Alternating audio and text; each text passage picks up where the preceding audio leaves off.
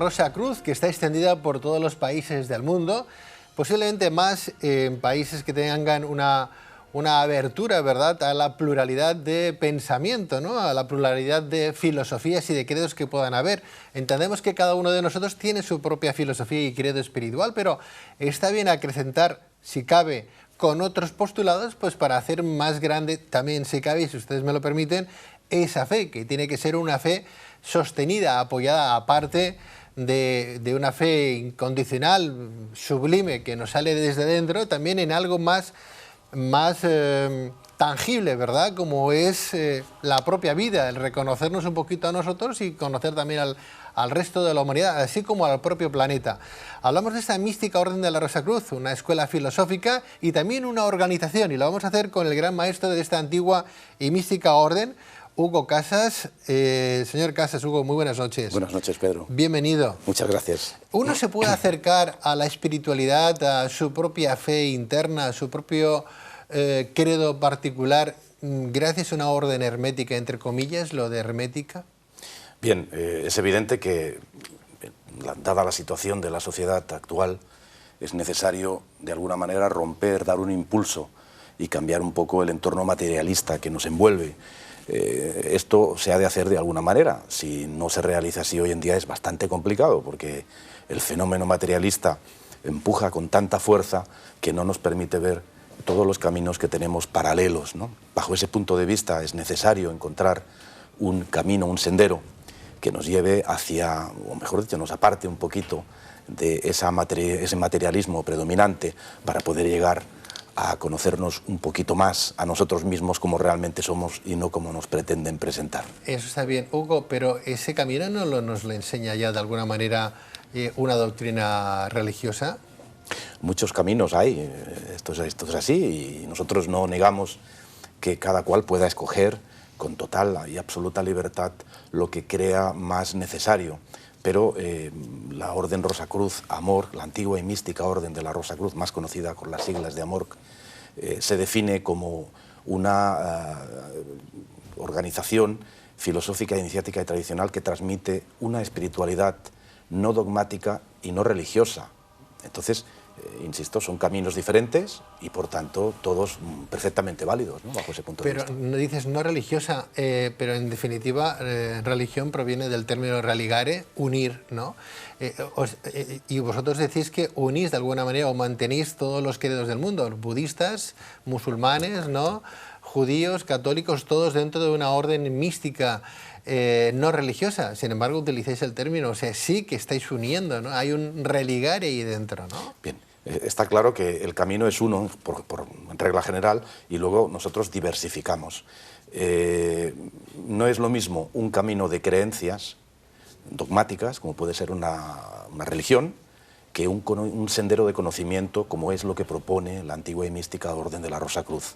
La diferencia precisamente está en eso. Nosotros, a través de las enseñanzas que la AMORC hace llegar cada mes a sus asociados, lo que pretendemos es que se conviertan en interrogantes vivientes, es decir, no que crean de una forma dogmática todo lo que se dice y todo lo que se entrega a su conocimiento, sino más bien que se conviertan en eso, en auténticos interrogantes que permitan que se crean las cosas o que realmente las asimilen una vez que ellos mismos se convenzan de que eso que están leyendo o de eso que están estudiando es realmente cierto. Por lo tanto, la diferencia es evidente. Una religión comienza diciendo todo en lo que hay que creer. No obstante, Hugo, eso está muy bien, pero evidentemente detrás de una organización, que lo sois, ¿no?, filosófica o no, pero sois una organización, hay unos puntales, ¿no?, hay unos directivos, unas cúpulas, ¿no? Tú eres gran maestro, por ejemplo, y no sé si por encima tuyo habrá alguien más que sea maestro de maestros, ¿no? Pero ese grupo de directivos o de grandes maestros, de alguna manera sí que estáis como adoctrinando, permíteme la expresión, o creando una serie de dogmas o de normas dentro de vuestra organización, porque para eso es una organización, ¿no? ¿Qué es lo que vamos a estudiar? Y lo habláis. ¿Qué es lo que vamos a difundir? Y lo habláis. ¿Eso no puede ser una contradicción a tu postulado? Lo que estáis, porque de alguna manera estáis también dogmatizando, porque el que va luego a leer esas enseñanzas es lo que vosotros como personas habéis valorado que es lo mejor o lo peor, pero también os podéis equivocar o redirigir en función a vuestros criterios a la persona que tenga pues, que leer aquello que vosotros le habéis ofrecido, ¿no? Mira, Pedro, para eso hay que conocer un poquito, y si me lo permites, muy brevemente te voy a explicar qué es lo que la Amor transmite. Nosotros ponemos nuestro origen tradicional en las escuelas de misterios del Antiguo Egipto.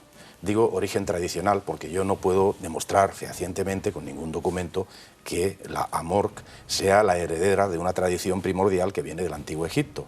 Pero sí que es cierto que nuestros orígenes se plantean bajo la idea de una escuela, de las escuelas de los misterios que en el Antiguo Egipto, 1500 años antes de Cristo, empezaron a florecer.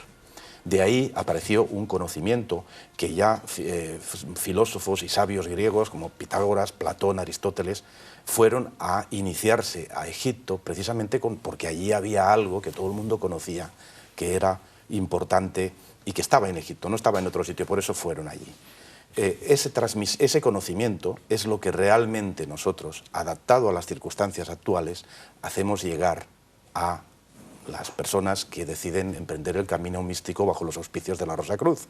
Y evidentemente no es algo que nosotros decidamos, es algo que ya existe y que nos ha sido transmitido y que nosotros ofrecemos a la humanidad para que pueda, de alguna manera, conocer las leyes naturales, las leyes divinas y, a través de ese conocimiento, aprender a convivir con ellas, dando como resultado pues acercarnos a la auténtica felicidad y no la materialista, y a la adquisición no a través de dinero, sino a través de esa práctica y de ese estudio de la maestría de la vida, tanto en el plano místico como en el plano material. Hugo, en esas escuelas de misterios, que no sé si nos han legado algún tipo de escrito como para tener hoy y hacer una comparativa, ¿nos han legado escritos en las escuelas de misterios? ¿Habían escritos? Vamos a ver, han llegado muchos papiros con mucha información, pero hay que tener en cuenta una clave, que es que incluso ya en nuestra propia era, en el siglo XX a principios, cuando comenzó la nueva etapa de la Amor,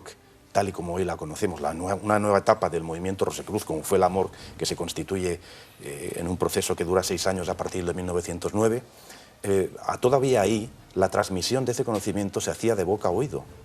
Es en 1909, como te digo, cuando Harvey Spencer Lewis recibe el encargo de iniciar la orden tal y como es actualmente la Amor en América, y en ese momento él se plantea que quizás para poder hacer llegar mejor ese conocimiento fuera bueno hacerlo por escrito.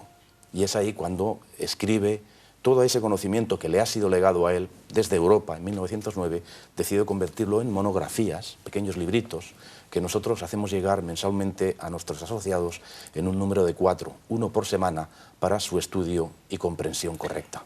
Hugo, Spencer Lewis, quiero entender entonces que fue el fundador de Amor. El fundador de la antigua y mística de la Orden de la Rosa Cruz en 1909, correcto. O sea, a este hombre le llegaron pues esos manuscritos de las escuelas de misterios de Egipto, ¿no? Y él los estudió, los valoró, entiendo yo. ¿Esos documentos los tendrá Amor, los tendrá la antigua y mística Orden de la Rosa Cruz, los tendrá o se han perdido en el tiempo?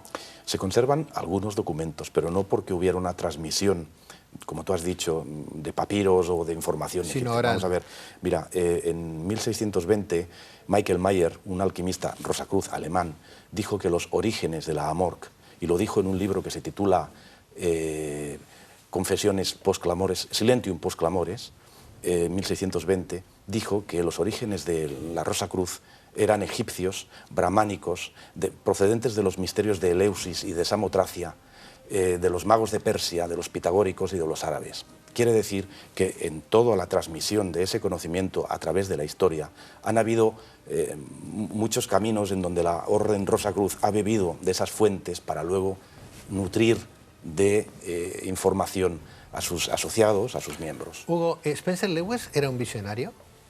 Spencer Lewis era un místico. Era un místico. Era un místico, realmente, que tenía un concepto muy claro de lo que él quería, pero no sabía qué es lo que tenía que hacer. un poquito antes de 1909, en que se trasladó a Toulouse para recibir toda esta información iniciática, por encima de todo iniciática. ¿De quién la recibió? De los Rosacruces de franceses, que en aquella época habían tenido conocimiento que iba a venir una gran guerra y tenían miedo de que esa información, documental o no, esa información en general, pudiera perderse por culpa de la guerra. Luego se demostró que sí, porque en 1914 empezó un conflicto realmente grave, pero en 1914 la orden ya estaba prácticamente constituida. Realmente se empiezan a tener conocimiento de la AMORC como tal en 1915. Hugo, Spencer Lewis, el fundador de Amor, no sería un anarquista del momento, permíteme la expresión, ¿no? Si es una persona que él se retrotrae, ¿no?, a las escuelas de misterios de Egipto, ¿no?, donde desde el punto de vista de lo espiritual, pues había muchos dioses, por consiguiente era muy pagano en comparación a lo que es la religión católica, ¿no?, un solo dios, ¿no?, o una religión monoteísta, ¿no?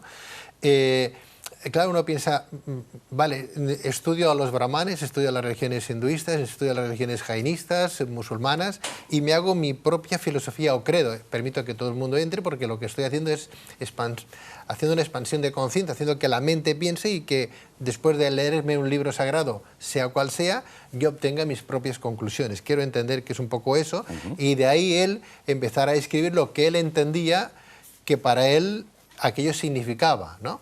Con lo cual iba en contra de toda fe y de toda doctrina en su momento, porque si aquello no le gustaba, pues pensaba que aquello no era correcto o él creía que era otra cosa. Por lo tanto, era un poco un anarquista de lo espiritual, de lo establecido, ¿no?